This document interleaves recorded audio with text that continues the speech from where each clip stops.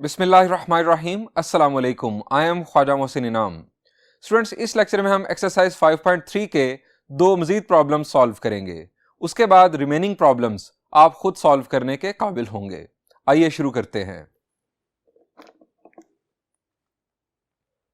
Students, this is problem number 6।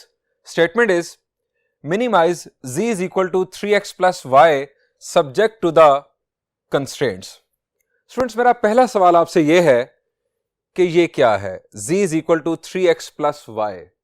The answer is this is called objective function, a function which is to be maximized or minimized in a linear programming problem is called objective function। वो function के जिसे हमें maximise या minimise करने के लिए कहा जाता है किसी लीनियर प्रोग्रामिंग प्रॉब्लम के अंदर, उसे हम ऑब्जेक्टिव फंक्शन का नाम देते हैं। इस ऑब्जेक्टिव फंक्शन को हमें यहां पर मिनिमाइज करने के लिए कहा गया है। अब किन कंस्ट्रेंट्स के मुताबिक हमें इसे मिनिमाइज करना है? वो कंस्ट्रेंट्स हैं ये चार। अब ये दो जो कंस्ट्रेंट्स हैं इनका भी एक खास नाम था। शाबाश जी। चूंकि ये दोनों जो वैल्यूज हैं x और y की वैल्यूज ये नॉन नेगेटिव हैं। नॉन नेगेटिव का मतलब पॉजिटिव नहीं होता, नॉन नेगेटिव का मतलब नेगेटिव नहीं होंगी। x की वैल्यू 0 हो सकती है, x की वैल्यू पॉजिटिव हो सकती है। इसी तरह y की वैल्यू 0 हो सकती है, y की वैल्यू पॉजिटिव हो सकती है। इन कंस्ट्रेंट्स को हम नॉन नेगेटिव कंस्ट्रेंट्स का नाम देते हैं। ये दो कंस्ट्रेंट्स नॉन नेगेटिव कंस्ट्रेंट्स हैं। x और y इन वेरिएबल्स का भी एक खास नाम था जी। मैंने आपको बताया था लास्ट लेक्चर में, इन वेरिएबल्स को डिसीजन वेरिएबल्स कहा जाता है, क्योंकि इनके बारे में हमें डिसाइड करना है कि इनकी किस वैल्यू पर ये ऑब्जेक्टिव फंक्शन मिनिमम होगा। जिस वैल्यू पर जिस x और y वैल्यू पर ये ऑब्जेक्टिव फंक्शन मैक्सिमम या मिनिमम होगा, उस वैल्यू को, x और y की वैल्यू को ऑप्टिमल सॉल्यूशन का नाम दिया जाता है। स्टूडेंट्स, अब जरा रिकॉल करें इस प्रॉब्लम को सॉल्व करने के 3 स्टेप्स। मैंने लास्ट लेक्चर में आपको बताए थे जी। Procedure for determining optimal solution, ये मैं आपको हिंट दे रहा हूं। क्या प्रोसीजर था? 3 स्टेप्स जी। पहला स्टेप था graph the solution set of linear inequality constraints to find the feasible region. यानी हमें इन लीनियर इनइक्वालिटी कंस्ट्रेंट्स का जो सॉल्यूशन सेट है उसको ग्राफ करना है ताकि हमें फिजिबल रीजन मिल जाए। अब फिजिबल रीजन होता क्या है? हम जरा अपनी डेफिनेशंस भी रिकॉल कर लें जी। A region, a solution region in fact restricted in the first quadrant is called feasible region. एक ऐसा सॉल्यूशन रीजन जो फर्स्ट क्वाड्रेंट के अंदर रिस्ट्रिक्टेड हो। स्टूडेंट्स, एक बात याद रखें, जब भी हमें नॉन नेगेटिव कंस्ट्रेंट्स दोनों गिवन होंगे, x ग्रेटर देन और equal to 0 and y greater than और इक्वल टू 0, जब भी ये दोनों गिवन होंगे, लाजमी हमारा जो सॉल्यूशन रीजन होगा वो फर्स्ट क्वाड्रेंट के अंदर होगा, यानी वो फिजिबल रीजन होगा। दूसरा स्टेप क्या था जी? दूसरा स्टेप था find corner points of the feasible region, यानी फिजिबल रीजन के कॉर्नर पॉइंट्स मालूम करें। तीसरा स्टेप क्या था जी? Evaluate the objective function at each corner point to find the optimal solution, यानी ऑब्जेक्टिव फंक्शन को हर कॉर्नर पॉइंट पर इवेल्युएट करें ताकि आपको ऑप्टिमल सॉल्यूशन मिल जाए। ऑप्टिमल सॉल्यूशन का मतलब जी, a solution on which objective function is maximised और minimised is called optimal solution, यानी वो सॉल्यूशन जिस पर ऑब्जेक्टिव फंक्शन या तो मैक्सिमम हो या मिनिमम हो, ऑप्टिमल सॉल्यूशन कहलाता है। स्टूडेंट्स, पहले दो स्टेप्स हम एक्सरसाइज 5.1 और 5.2 में इनफैक्ट बहुत डिटेल में सीख चुके हैं। तीसरे स्टेप का इजाफा हुआ है इनफैक्ट इस एक्सरसाइज के अंदर। इस एक्सरसाइज के अंदर बुनियादी तौर पर ऑब्जेक्टिव फंक्शन का इजाफा किया गया है। स्टूडेंट्स, अब हम इसका सॉल्यूशन स्टार्ट करते हैं। हमारा पहला स्टेप है कि हमें इन कंस्ट्रेंट्स का सॉल्यूशन सेट ग्राफ करना है। अब हम क्या करेंगे, हम इन तीनों इनफैक्ट चारों कंस्ट्रेंट्स को नाम दे देंगे ताकि हम रेफरेंस दे सकें। 1, 2, 3 और 4। अब हम वर्किंग स्टार्ट करते हैं। सबसे पहले हम इस इनइक्वालिटी का एसोसिएटेड इक्वेशन या कोरेस्पॉन्डिंग इक्वेशन लिखते हैं।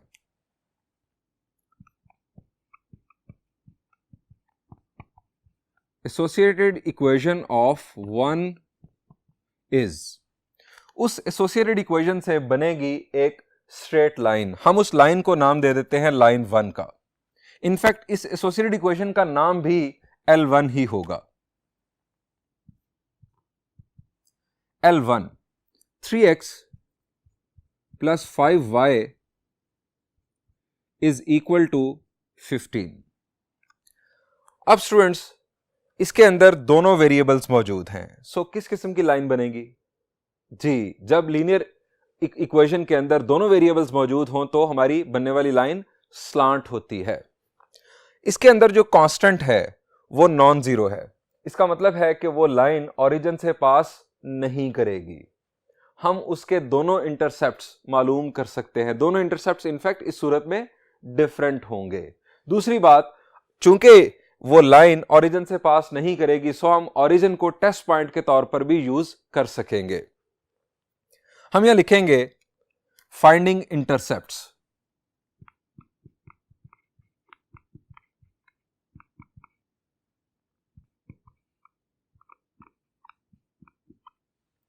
और इंटरसेप्ट्स मालूम करने के लिए आप जानते हैं कि हम बनाते हैं टेबल।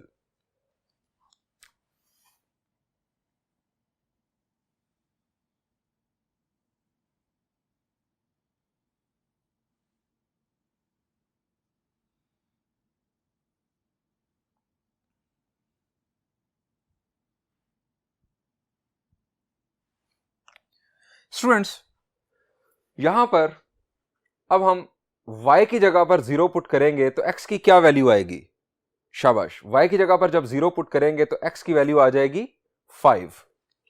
y की जगह 0 पुट किया तो x की वैल्यू आ गई 5। अब x की जगह 0 पुट करेंगे, x की जगह 0 पुट करेंगे तो y की वैल्यू आ जाएगी 3। यानी हमारे पास x इंटरसेप्ट है 5 और y इंटरसेप्ट है 3। अब हम ओरिजिन को टेस्ट पॉइंट के तौर पर यूज करेंगे। हम यहां लिखेंगे ओरिजिन टेस्ट।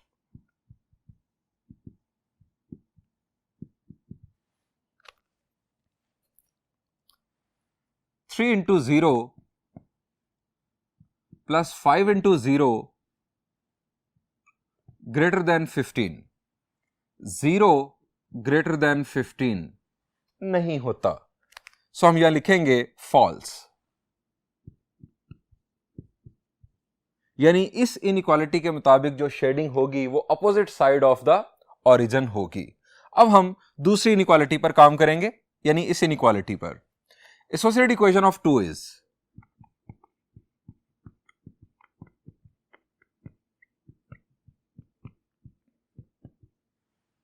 इस इक्वेशन से बनेगी line 2 x plus 6y is equal to 9। इसके अंदर भी जो कांस्टेंट है वो नॉन जीरो है, सो इसके दोनों इंटरसेप्ट्स डिफरेंट होंगे। और दूसरी बात, हम ओरिजिन को टेस्ट पॉइंट के तौर पर यूज कर सकेंगे क्योंकि ये लाइन ओरिजिन से पास नहीं करेगी। Finding intercepts.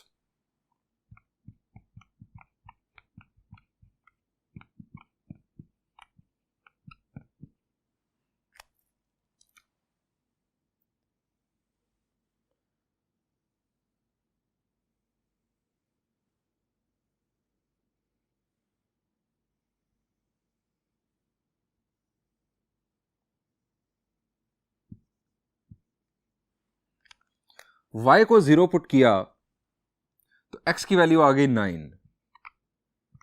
x को 0 पुट किया तो y की value 9 divided by 6। 9 divided by 6 आप जरा रफ में कर ले ताकि सिंप्लीफिकेशन हो जाए। 3 3s are 9 and 3 2s are 6, 3/2। और 3/2 को अगर हम टर्मिनेटिंग डेसिमल में देख लें तो ये हमारा बनता है 1.5। ये हमारे पास x इंटरसेप्ट दैट इज 9 और y इंटरसेप्ट है 1.5। अब बढ़ते हैं थर्ड और फोर्थ इनइक्वालिटी की जानिब। ये हमारी नॉन नेगेटिव जो कंस्ट्रेंट्स हैं।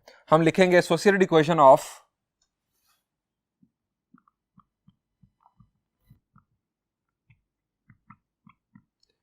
थ्री इज,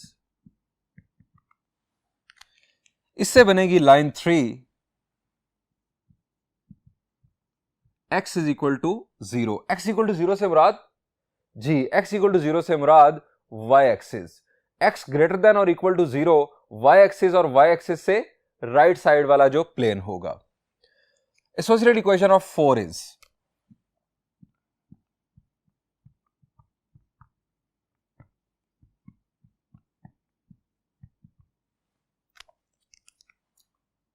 लाइन 4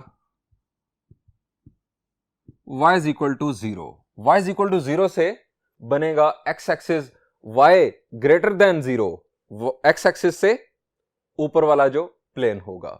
स्टूडेंट्स, हमने चारों इनइक्वालिटीज की एसोसिएटेड इक्वेशंस बना ली। हमने फर्स्ट दो इनइक्वालिटीज के जो इंटरसेप्ट्स हैं वो भी मालूम कर लिए। अब हम बनाएंगे ग्राफ, यानी इन इनइक्वालिटीज के सॉल्यूशन सेट का ग्राफ बनाएंगे। तो आइए देखते हैं एक्स वाई प्लेन। स्टूडेंट्स, ये हमारा x y plane. First associated equation के इंटरसेप्ट्स देखते हैं, रिकॉल करते हैं और उनको लोकेट करते हैं। हमारे पास x इंटरसेप्ट था 5 और y इंटरसेप्ट था 3। दोनों इंटरसेप्ट्स को लोकेट किया, दोनों को ज्वाइन किया, लाइंस के दोनों एंड्स पर एरो हेड बनाए, इसके साथ लिख दिया लाइन 1। इसका ओरिजिन टेस्ट फॉल्स था, सो opposite side of the origin हमने मार्किंग कर ली। जिस तरह हम पहले करते चले आए, ये काम हम बार बार कर चुके हैं, ये हमने अपनी याद दहानी के लिए मार्किंग कर ली। अब दूसरी एसोसिएटेड इक्वेशन के हम इंटरसेप्ट्स को लोकेट करेंगे। हमारे इंटरसेप्ट्स थे 9 और 1.5, यानी x इंटरसेप्ट 9 और y इंटरसेप्ट 1.5। इन दोनों को लोकेट किया, दोनों को एक स्लांट लाइन के जरिए ज्वाइन किया, दोनों साइड्स पर एरो हेड लगाए, इसके साथ लिख दिया लाइन 2। पहली लाइन 1 थी, उसके साथ हमने लाइन 1 लिखना नहीं भूलना, इसके साथ लिखा लाइन 2। इसका ओरिजिन टेस्ट भी फॉल्स है, सो opposite side of the origin इसकी भी मार्किंग हो गई। अब तीसरा जो हमारे पास नॉन नेगेटिव कंस्ट्रेंट है, बुनियादी तौर पर तीसरे नंबर पर नॉन नेगेटिव कंस्ट्रेंट आ रहा है, that is x greater than और equal to 0। x equal to 0 हमारा बन गया y एक्सिस। y एक्सिस से राइट साइड पर हमें शेडिंग परफॉर्म करना है। और नंबर 4 है y ग्रेटर देन और इक्वल टू 0, जिससे बना हमारा x एक्सिस। x एक्सिस हमारी है लाइन 4 और इससे हमें ऊपर की जानिब शेडिंग परफॉर्म करना है, यानी x ग्रेटर देन और equal to 0, y greater than और इक्वल टू 0 अगर ये दोनों गिवन हैं तो हमें शेडिंग जो है वो फर्स्ट क्वाड्रेंट के अंदर करनी है। अब फर्स्ट टू जो हमारे पास लाइंस हैं उनके साथ जो हमने मार्किंग्स की हैं उसके मुताबिक शेडिंग आप फौरन समझ गए हैं कि हमें शेडिंग कहां करनी है, रहना हमें फर्स्ट क्वाड्रेंट के अंदर है। ये हमने स्टूडेंट्स शेडिंग परफॉर्म कर दी। अब मेरा आपसे सवाल यह है कि ये रीजन बाउंडेड है या अनबाउंडेड? जी, ये रीजन अनबाउंडेड है। क्या डेफिनेशन थी? If a region can not be enclosed in a circle of finite radius then it is called an unbounded region. अगर एक रीजन को एक फाइनाइट रेडियस के सर्कल में एनक्लोज ना किया जा सके तो ऐसे रीजन को हम अनबाउंडेड रीजन का नाम देते हैं। और इस रीजन को आप एनक्लोज नहीं कर सकते किसी फाइनाइट रेडियस के सर्कल में। दूसरा सवाल, ये कन्वेक्स रीजन है या कनकेव? जी, ये कन्वेक्स रीजन है। क्यों? कन्वेक्स रीजन की डेफिनेशन क्या थी?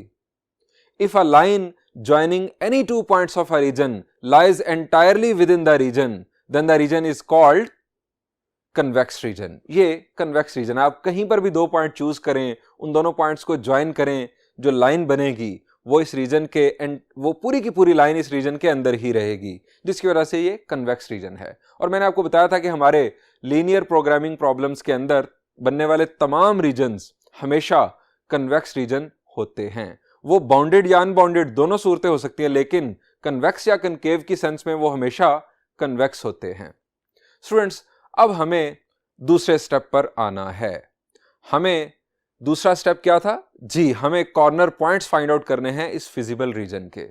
अब कॉर्नर पॉइंट मालूम करने का तरीकेकार, जी, हमें शेडेड रीजन की बाउंड्री लाइन के साथ साथ चलना है। जहां पर स्लाइड टर्न भी आएगा वो कॉर्नर पॉइंट कंसिडर होगा।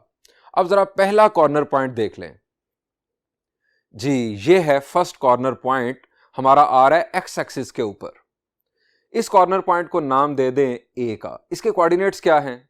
चूंकि ये एक्स एक्सिस पर है, ये जस्ट हमने ऑब्जर्व करके ही देख लेना है, ऑब्जर्व करके इसकी वैल्यू लिख लेनी है। क्या है इसकी वैल्यू? जी 9,0 ये वैल्यू लिख दें। अब इस लाइन के साथ, इस स्लांट लाइन के साथ चलना शुरू करें। शाबाश, आप चलते चले गए, ये हमारे पास एक स्लाइड सा टर्न आ गया। ये आपका दूसरा corner point, that is B. इसको नाम दे दें बी का। ये किन दो लाइंस का इंटरसेक्शन है? द आंसर इज लाइन 1 और लाइन 2 का इंटरसेक्शन है। इन दोनों का, लाइन 1 और लाइन 2 की इक्वेशंस का साइमल्टेनियस सॉल्यूशन करने से हमें इस कॉर्नर पॉइंट के कोऑर्डिनेट्स मिलेंगे। ये अभी हम फाइंड आउट करेंगे। उसके बाद आगे चले जाएं आप। अब आप दूसरी लाइन पर शिफ्ट हो गए, तो अब आप पहुंच गए वाई एक्सिस पर। वाई एक्सिस पर फिर आपको एक टर्न मिल रहा है। यह है आपका तीसरा corner point, that is C, और इसके कोऑर्डिनेट्स हैं 0,3। स्टूडेंट्स, दो कॉर्नर पॉइंट्स हमारे पास मौजूद हैं और एक कॉर्नर पॉइंट हमें मालूम करना है जो लाइन 1 और लाइन 2 का बेसिकली इंटरसेक्शन बन रहा है। सो हम मालूम कर लेते हैं अब कॉर्नर पॉइंट्स। हम यहां हेडिंग देंगे corner points.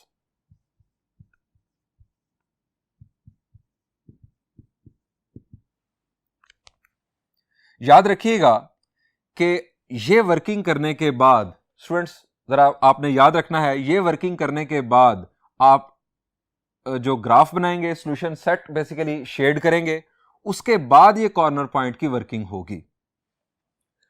Corner points to find B. अब चूंकि आप ग्राफ पहले बना चुके होंगे, सो आप जिसको बी कह रहे हैं वो जाहिर बात है कि आपके सामने मौजूद होगा। To find B, solving L1 and L2 simultaneously। अब L1 क्या है? L1 की हमारे पास इक्वेशन थी 3x + 5y is equal to 15, और L2 की इक्वेशन थी x + 6y is equal to 9। जी स्टूडेंट्स, क्या करें? शाबाश जी। यहां पर हम 3 से अगर मल्टीप्लाई कर दें तो 3x कैंसिल हो जाएगा सब्ट्रैक्शन से। सो लाइन 2 की इक्वेशन को 3 से मल्टीप्लाई करते हैं और लाइन 1 में से सब्ट्रैक्ट कर देते हैं। Multiply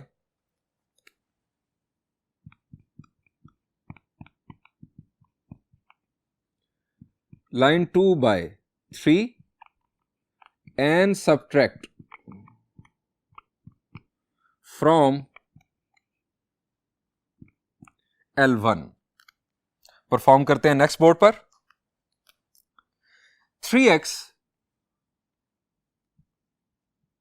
+ 5y is equal to 15। 3 से मल्टीप्लाई किया यहां पर 3x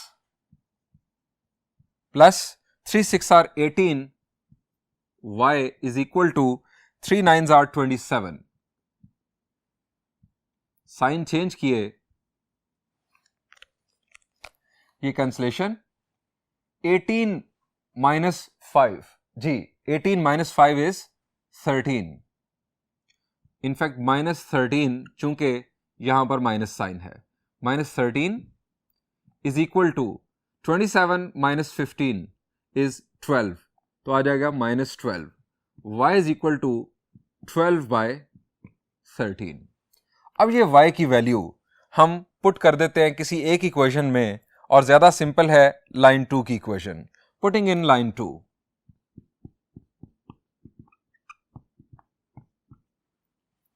लाइन 2 में पुट करेंगे तो x + 6 × 12/13 इज इक्वल टू 9। अब 12 6 आर, जी 12 6 are 72। x is equal to 9 - 72 divided by 13। 12 6 are 72, 72/13 दूसरी तरफ जाकर 9 में से सब्ट्रैक्ट हुआ। अब 13 9s आर 117। 117 में से ये रफ वर्क 72 सब्ट्रैक्ट करते हैं, इट इज 45। 45 बाय 13, x की वैल्यू आ गई 45 बाय 13।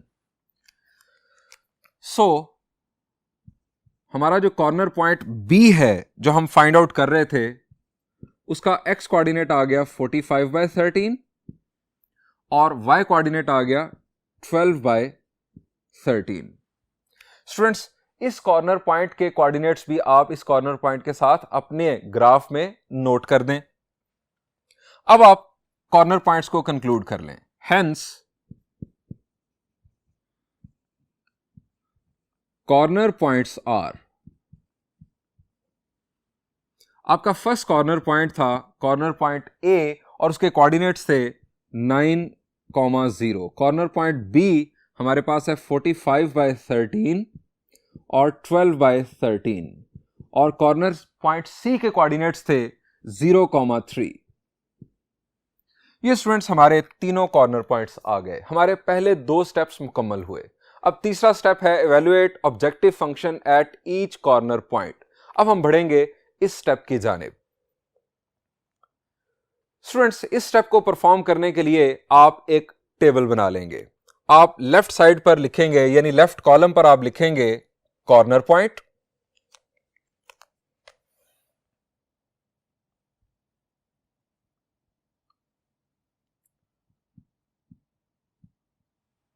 और दूसरी जानिब आप लिख देंगे ऑब्जेक्टिव फंक्शन।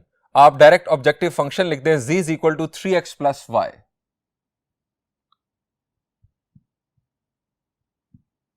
हमने इस ऑब्जेक्टिव फंक्शन को इवैल्यूएट करना है हर कॉर्नर पॉइंट पर। यहां पर आप लाइन ड्रॉ कर दें।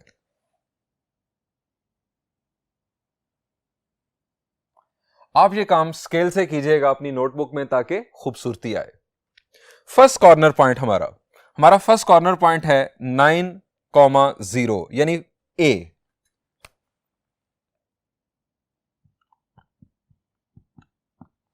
x की वैल्यू है 9 और y की वैल्यू है 0। ये दोनों वैल्यूज हम इस ऑब्जेक्टिव फंक्शन के अंदर पुट करेंगे। z is equal to 3 into 9 plus 0। 3 9s are 27, 27 plus 0 is 27। Objective function की वैल्यू आ गई 27 इस कॉर्नर पॉइंट पर। अब नंबर टू हमारा कॉर्नर पॉइंट है कॉर्नर पॉइंट B, 45 बाय 13 और 12 बाय 13।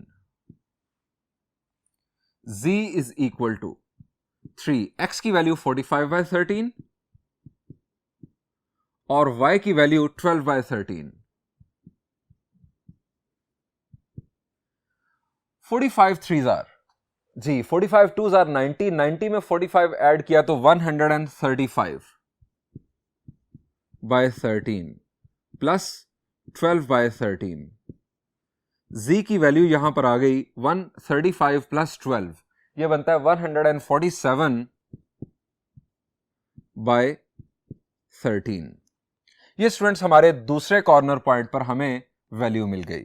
एक और अप्रोच जो बहुत बेहतर होगी, आप इस तरह से पहला अगर कॉर्नर पॉइंट आपने इवैल्यूएट किया तो आप यहां पर इस तरह से लाइन भी ड्रॉ कर दें ताकि आपको वाज़े रहे कि यहां पर वर्किंग फर्स्ट कॉर्नर पॉइंट के, यहां पर दूसरे, और देन आप आ जाएं थर्ड कॉर्नर पॉइंट पे।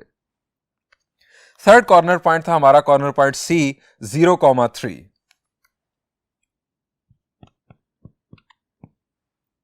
x की वैल्यू 0, y की वैल्यू 3। 3 इंटू 0 प्लस 3, y की जगह पर आ गया 3। 3 इंटू 0 is 0, ये आंसर आ गया हमारे पास 3। z की वैल्यू आ गई 3। यहां पर स्टूडेंट्स हमारी ऑब्जेक्टिव फंक्शन की वैल्यूएशन कंप्लीट हुई। अब हमें इस ऑब्जेक्टिव फंक्शन को मिनिमाइज करने के लिए कहा गया था। आप जरा देखें कि मिनिमम वैल्यू कहां पर है। यह है 27, 147 बाय 13। अगर आप इसे करेंगे, डिवाइड करेंगे, तो ये इनफैक्ट आपके पास 11 पॉइंट समथिंग आएगा, 11 पॉइंट समथिंग। तो 27, 11 पॉइंट समथिंग और ये है 3। सो मिनिमम वैल्यू कौन सी है? The answer is 3। तो स्टूडेंट्स, ये है हमारा ऑप्टिमल सॉल्यूशन, यानी x की वैल्यू 0, y की वैल्यू 3। ये है हमारा ऑप्टिमल सॉल्यूशन के जिस पर ये ऑब्जेक्टिव फंक्शन अपनी मिनिमम वैल्यू प्रोड्यूस कर रहा है। अगर हमें मैक्सिमाइज करने के लिए कहा जाता तो हमारा ऑप्टिमल सॉल्यूशन क्या होता जी? अगर हमें मैक्सिमाइज करने के लिए कहा जाता तो हमारा ऑप्टिमल सॉल्यूशन ये होता, ये कॉर्नर पॉइंट हमारा ऑप्टिमल सॉल्यूशन बनता। ये हमारे पास है 27 maximum value of objective function. अब आप आखिर पर कंक्लूड करेंगे, hence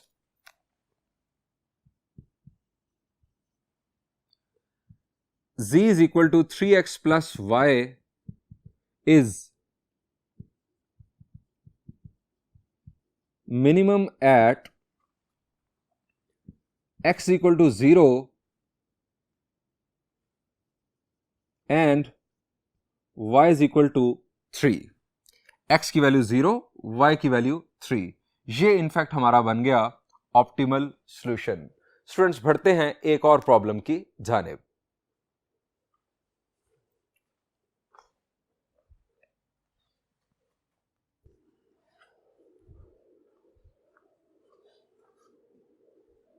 students, this is problem number 3। हमें इस ऑब्जेक्टिव फंक्शन को मैक्सिमाइज करना है subject to the constraints.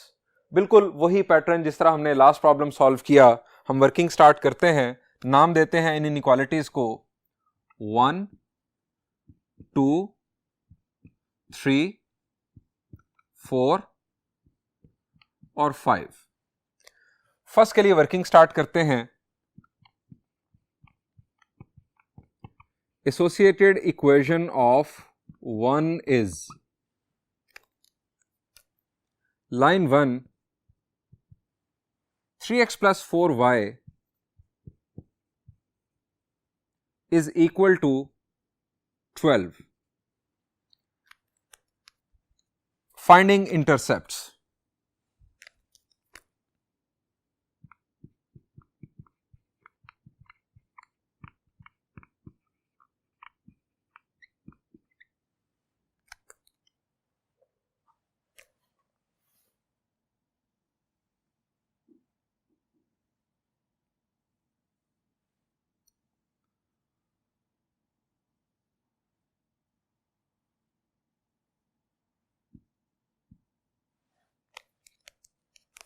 y की जगह पर 0 पुट करेंगे, y की जगह पर 0 पुट करेंगे तो x की वैल्यू आ जाएगी 4, और x की जगह पर 0 पुट करेंगे तो y की वैल्यू आ जाएगी 3।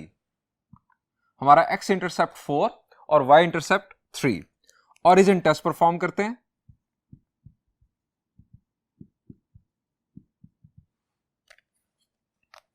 Three into 0 plus 4 into 0 less than 12, 0 less than 12 होता है। सो ये आ गया true. Next, associated equation of 2 is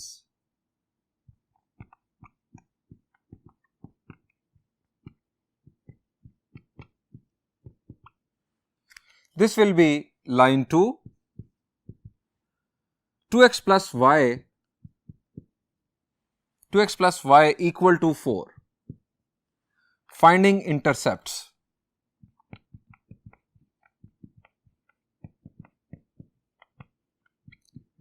ये वर्किंग इनफैक्ट इतनी दफा हो चुकी कि अब आपको एक्सप्लेन करने की जरूरत ही नहीं है।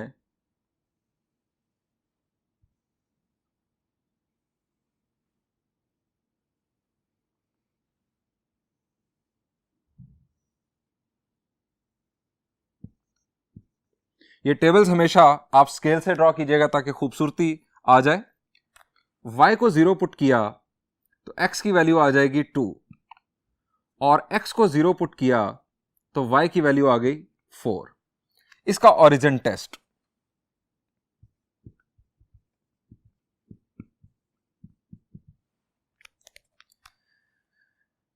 To into 0 plus 0 less than 4, 0 less than 4 होता है, सो इट इज ट्रू। बढ़ते हैं थर्ड इनइक्वालिटी की जानिब। Associated equation of 3 is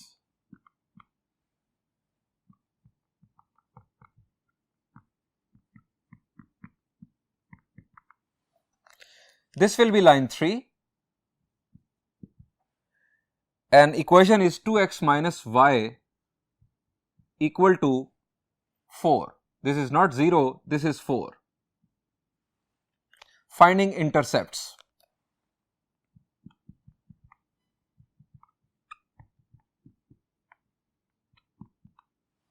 intercept table बनाएंगे।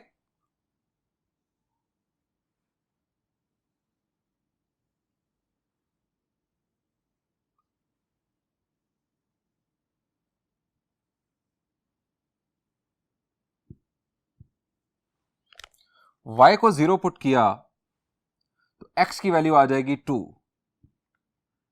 x को 0 पुट करेंगे तो y की वैल्यू 4 या -4, it is -4।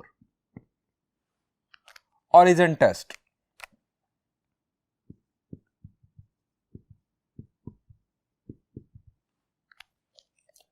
To into 0 -0 less than 4।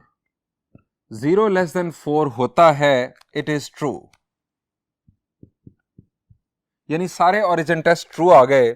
अब हम बढ़ेंगे नंबर 4 और 5 की जानिब। Associated equation of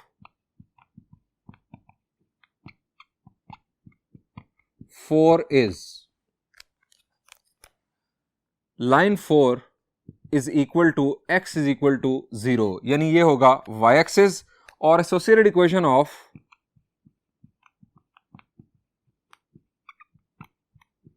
5 is it will be line 5 and it is y is equal to 0।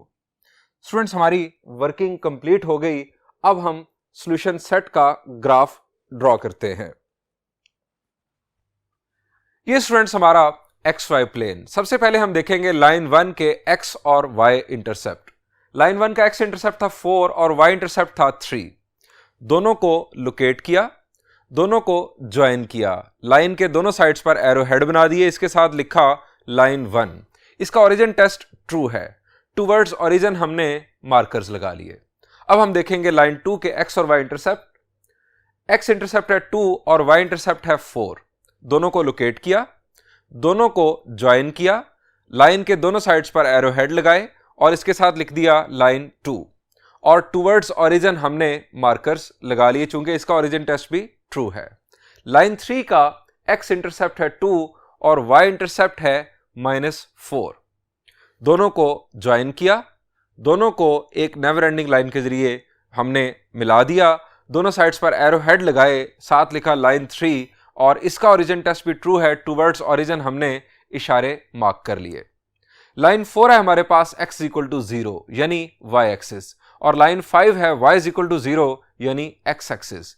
Inequalities थी x ग्रेटर देन और इक्वल टू 0 और y ग्रेटर देन और इक्वल टू 0। इन इनइक्वालिटीज का मतलब होता है कि हमारा जो सॉल्यूशन रीजन होगा वो फिजिबल रीजन होगा डेफिनेटली। यानी हमारा जो अभी शेडेड रीजन बनने वाला है ये restricted to the first quadrant only होगा। स्टूडेंट्स, अब जरा सोचें, हम पांचों लाइंस ड्रॉ कर चुके हैं, पांचों लाइंस के मार्कर्स मौजूद हैं, हमें शेडिंग कहां परफॉर्म करनी है? शाबाश, बहुत आसान जी, ये है वो रीजन जहां हमें शेडिंग परफॉर्म करनी है। ये स्टूडेंट्स हमने शेडिंग कर दी। स्टूडेंट्स, मेरा पहला सवाल आपसे यह है कि ये रीजन बाउंडेड है या unbounded? The answer is bounded, चूंकि इसके हर तरफ आपको बाउंड्री लाइन दिखाई दे रही है। This region can be enclosed in a circle of finite radius, that is why this is a bounded region. ये रीजन कन्वेक्स है या concave? The answer is convex. Linear inequalities की बेस पर बनने वाले तमाम रीजन्स हमेशा कन्वेक्स होते हैं। स्टूडेंट्स, अब हमें इसके कॉर्नर पॉइंट्स मालूम करने हैं। जी, कॉर्नर पॉइंट जरा सोचे, पहला कॉर्नर पॉइंट कौन सा है? जी, ओरिजिन को हम पहला कॉर्नर पॉइंट कंसीडर कर लेते हैं। यहां पर इसको नाम दे दें O का। अब एक्स एक्सिस पर चलना शुरू करें। एक्स एक्सिस पर आप चलते चले गए तो यहां पर आपके पास एक टर्न आ रहा है जी, ये आपका दूसरा कॉर्नर पॉइंट, इसको नाम दे दें ए का। इसके कोऑर्डिनेट्स क्या हैं जी, इसके कोऑर्डिनेट्स हैं 2,0। अब यहां से आप लाइन 2 पर चलना शुरू हो गए। अब लाइन 2 पर आप चलते चले गए और ये आपके पास एक और टर्न आ गया।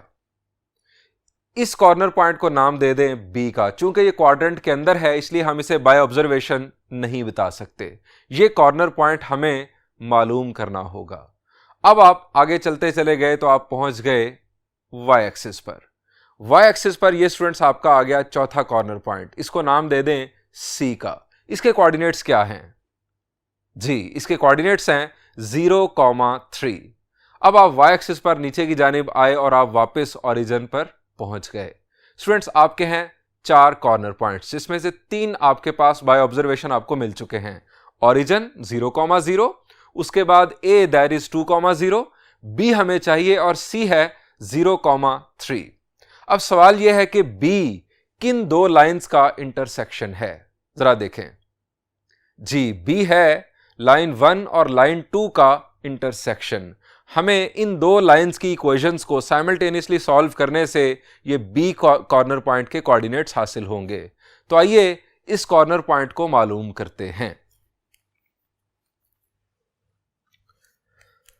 हम यहां हेडिंग देंगे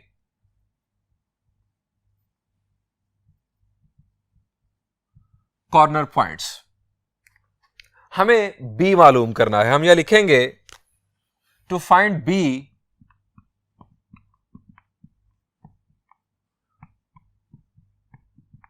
सॉल्विंग L1 एंड L2। ये लाइन इक्वेशंस के इनफैक्ट नाम हमने रखे थे L1 and L2 simultaneously.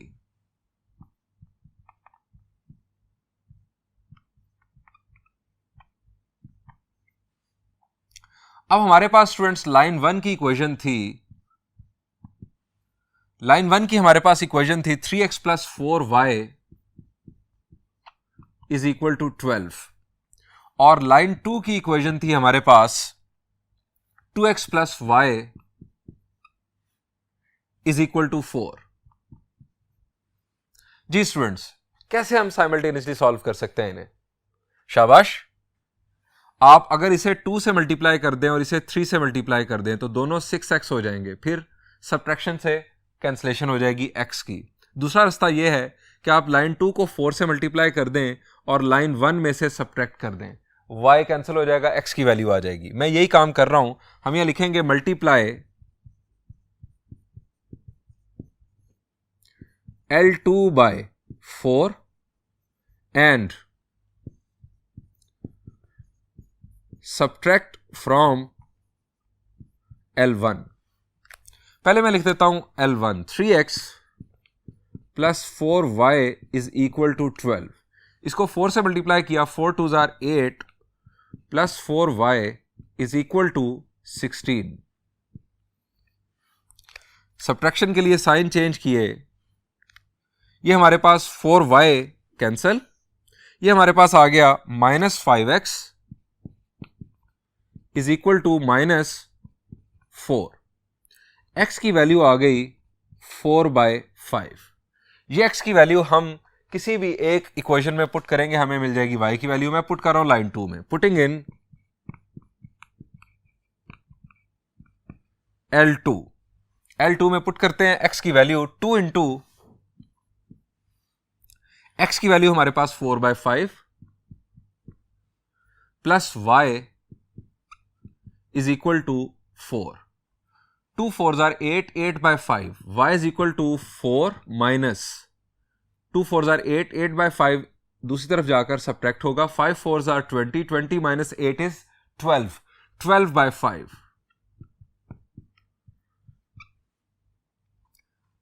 B हमारे पास कॉर्नर पॉइंट बन गया। x कोऑर्डिनेट है 4/5 और y कोऑर्डिनेट है 12/5। स्टूडेंट्स, अब हम कॉर्नर पॉइंट्स कंक्लूड कर लेते हैं। हेंस कॉर्नर पॉइंट्स आर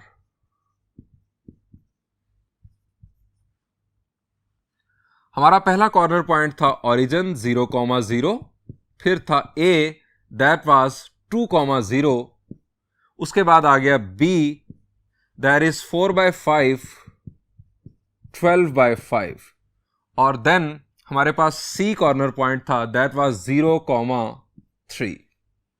ये स्टूडेंट्स हमारे पास चारों कॉर्नर पॉइंट्स आ चुके। अब हम इन चारों कॉर्नर पॉइंट्स पर ऑब्जेक्टिव फंक्शन को इवेल्युएट करेंगे। तो आइए ऑब्जेक्टिव फंक्शन की इवेल्युएशन की तरफ बढ़ते हैं। स्टूडेंट्स हमारा फर्स्ट कॉर्नर पॉइंट है ओरिजिन। ओरिजिन यानी 0,0। ऑब्जेक्टिव फंक्शन में जहां पर x है वहां पर भी 0, जहां पर y है वहां पर भी 0 पुट किया, z की वैल्यू हमारे पास आ जाएगी 0।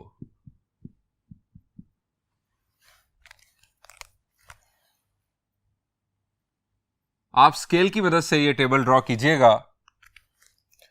नेक्स्ट हमारे पास कॉर्नर पॉइंट है 2,0। x की जगह पर 2 और y की जगह पर 0। 2 2s are 4।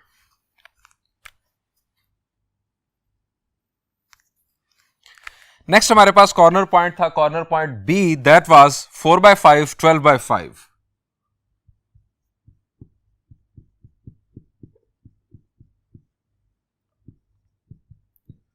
Two into 4/5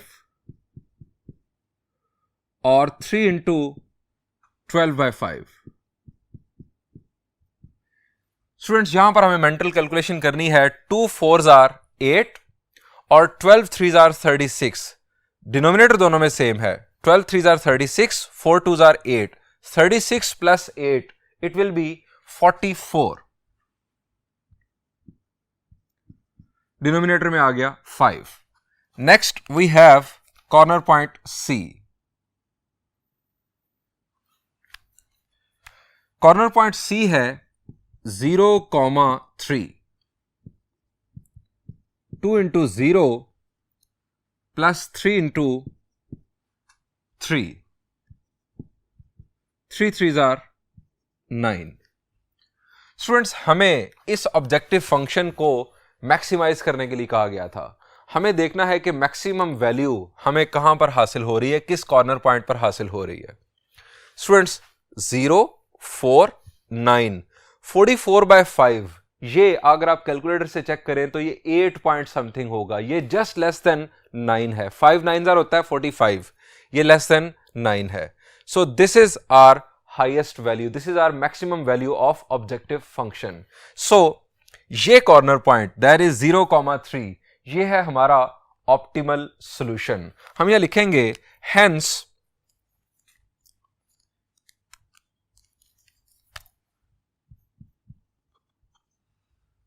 z is equal to 2x plus 3y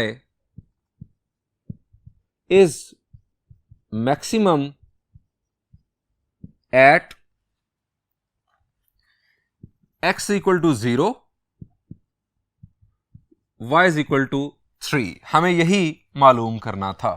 students इस एक्सरसाइज के रिमेनिंग प्रॉब्लम्स आप खुद सॉल्व कीजिएगा। इसके अलावा इस एक्सरसाइज से पहले मौजूद एग्जाम्पल्स भी लाजमी प्रैक्टिस कीजिएगा। यहां पर इस चैप्टर का इख्तिताम हुआ। Thank you and Allah Hafiz.